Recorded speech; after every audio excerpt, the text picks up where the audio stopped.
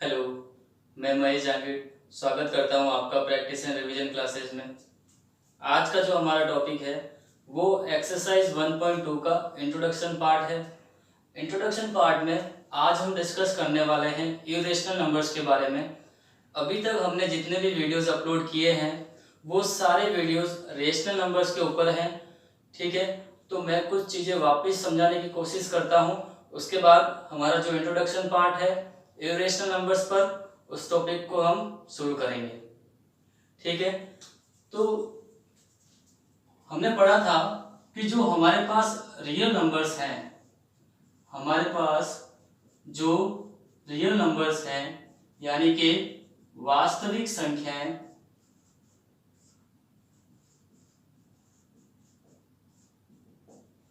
ये वास्तविक संख्याएं दो पार्ट में डिवाइडेड थी।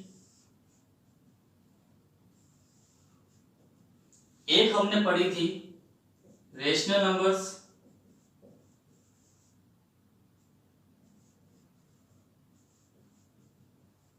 यानी कि परिमेय संख्याएं,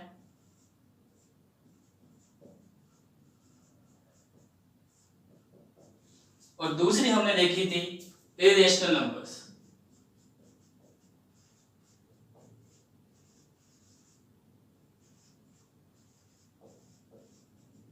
यानी कि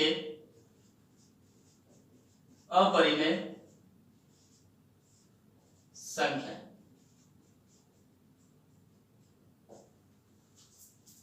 रेशनल नंबर्स के बारे में हमने पढ़ा था ऐसे नंबर्स जो p अपॉन q की फॉर्म में लिखे जा सकते हैं, numbers which can be written in the form of p upon q and q is not equal to 0।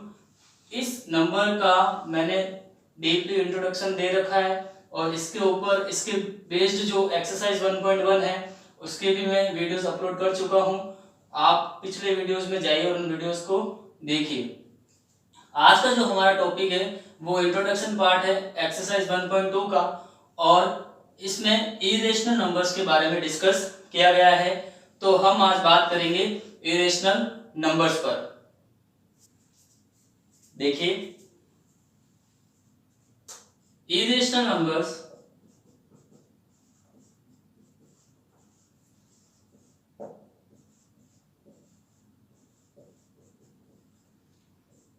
अपरिमेय संख्याएं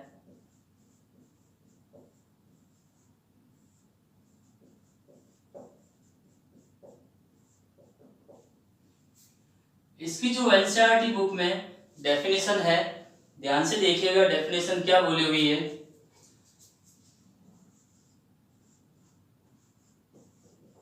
A number S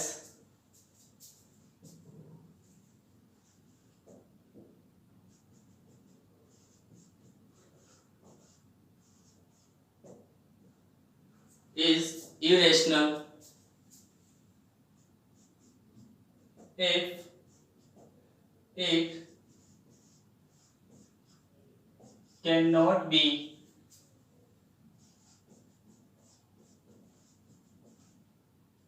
written in the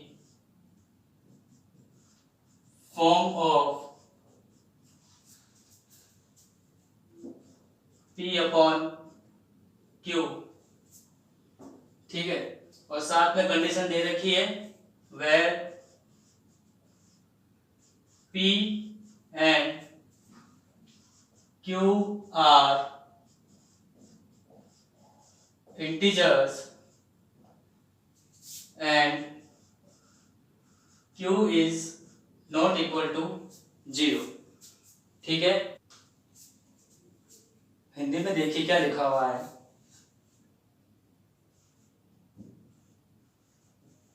संख्या S एक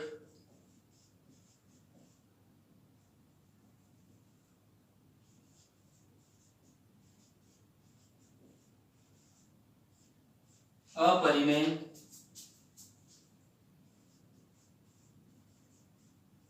संख्या है यदि इसे P बटा Q के रूप में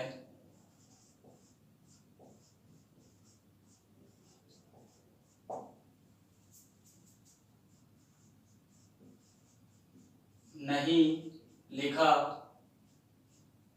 जा सकता।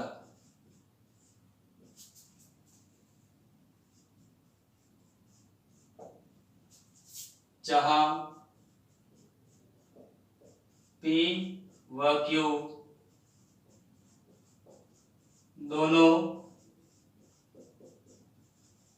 पूर्णांक हैं, Q जो है वो 0 के बराबर नहीं है। ठीक है, देखिए जब हमने रेशनल नंबर पढ़ा था तो उसकी डेफिनेशन ये थी, number which can be written in the form of P upon Q, P and Q are integers and Q is not equal to 0। उस डेफिनेशन को मैंने समझा रखा है। अब यहाँ जो इरेशनल नंबर्स की जो डेफिनेशन है वो ये बोल रखी है, अ नंबर S मतलब हमारे पास कोई भी एक नंबर है, उसको मैंने बोल दिया S। इरेशनल नंबर कहलाएगा, कब कहलाएगा? If it can not be written in the form of P upon Q। एक नंबर हमारे पास हमने S ले लिया है, उस S को इरेशनल नंबर कब कहा जाएगा? जब उसको हम P अपॉन Q की फॉर्म में नहीं लिख सकते, जहां P और Q जो है दोनों ही क्या है? इंटीजर्स हैं, और Q जो है वो 0 के इक्वल नहीं है। हमारे पास इरेशनल नंबर्स की डेफिनेशन ये है, संख्या S एक अपरिमेय संख्या है यदि इसे P बटा Q के रूप में नहीं लिखा जा सकता, जहां P व Q दोनों क्या है? पूर्णांक है, और Q जो है वो 0 के बराबर नहीं है। देखिए इसके जो इरेशनल नंबर के एग्जांपल्स हैं वो हैं √2, √3, √5 और पाई। ये जो है इरेशनल नंबर के कुछ एग्जांपल्स हैं। ठीक है, देखिए क्या कहना चाह रहा है, रूट के अंदर हमारे पास कोई भी अगर नंबर होता है तो वो क्या होता है? इरेशनल नंबर होता है। लेकिन इसकी भी एक कंडीशन है। देखिए अगर मैंने लिखा √4, अगर मैंने क्या लिखा? √4, तो √4 जो है वो एक क्या है? परफेक्ट स्क्वायर वैल्यू है। ठीक है, देखिए इस √4 को मैं लिख सकता हूं रूट के अंदर 2 इंटू 2, यानी कि 2 का क्या? स्क्वायर। ठीक है, रूट के अंदर 2 का स्क्वायर मैं इसको लिख सकता हूं, और आपको पता है इसकी वैल्यू क्या आएगी? 2 आएगी। यानी कि यहां आप देख सकते हैं रूट के अंदर 2, फिर रूट के अंदर 3, फिर रूट के अंदर 5। यहां अगर रूट के अंदर मेरे पास नॉन परफेक्ट स्क्वायर वैल्यू है, रूट के अंदर अगर मेरे पास नॉन परफेक्ट स्क्वायर वैल्यू है तो उस नंबर को क्या कहा जाएगा? इरेशनल नंबर कहा जाएगा। लेकिन अगर रूट के अंदर मेरे पास कोई परफेक्ट स्क्वायर वाली वैल्यू आ गई तो उस केस में वो सॉल्व होकर क्या बन जाएगा? एक रेशनल नंबर बन जाएगा। यानी कि √4 की वैल्यू क्या होती है? 2 होती है। अब देखो 2 को मैं लिख सकता हूं 2/1। अब ये कौन सी फॉर्म हो गई? ये तो P अपॉन Q वाली फॉर्म हो गई। और जो नंबर P अपॉन Q की फॉर्म में लिखे जाते हैं उनको हम क्या बोलते हैं? रेशनल नंबर बोलते हैं। तो ये चीज तो इसकी उल्टी हो गई। यानी कि यहां मैं कह सकता हूं कि रूट के अंदर ऑल पॉजिटिव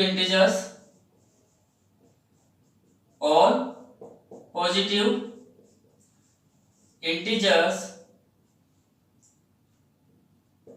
एक्सेप्ट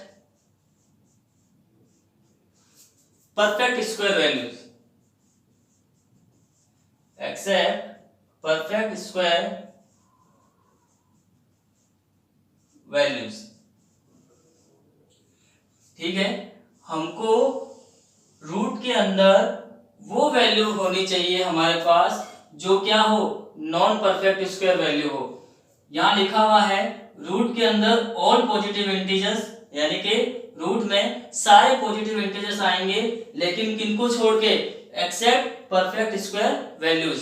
और परफेक्ट स्क्वायर वैल्यू क्यों नहीं होनी चाहिए, ये मैंने यहाँ रूट 4 के एग्जांपल के थ्रू आपको बताई है। यहाँ से आपको समझ में आया होगा। यानी कि इस डेफिनेशन को अगर देखा जाए तो रूट के अंदर जो नॉन परफेक्ट स्क्वायर वैल्यू है वो सारी क्या होंगी, इरेशनल नंबर्स होगी।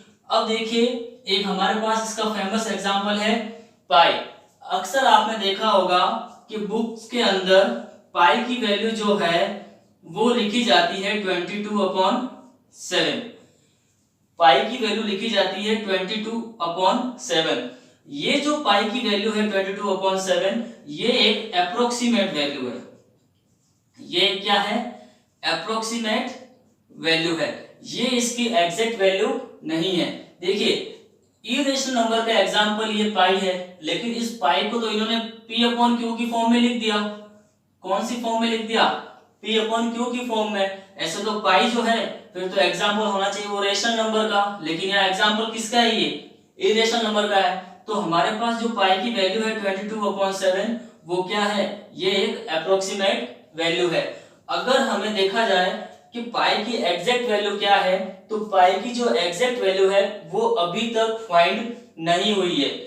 ठीक है, यानी कि पाई की वैल्यू जो है वो 3.141592658555 और चलती जा रही है। यानी कि लाखों नंबर्स तक पॉइंट के बाद अभी भी पाई की एक परफेक्ट वैल्यू अभी भी फाइंड नहीं हुई है। यानी कि ये नंबर अभी भी चलता जा रहा है, अभी भी ये रुका नहीं है। ठीक है, तो अगर आप इसको सॉल्व करना चाहेंगे तो ये सॉल्व नहीं होगा, यानी कि इस नंबर को आप p/q की फॉर्म में नहीं लिख सकते। ठीक है, तो पाई क्या है, एक इरेशनल नंबर है। ठीक है, यहां तक आपको डेफिनेशन समझ में आई होगी और जो एग्जांपल्स हैं वो भी आपको अच्छे से समझ में आए होंगे। ठीक है।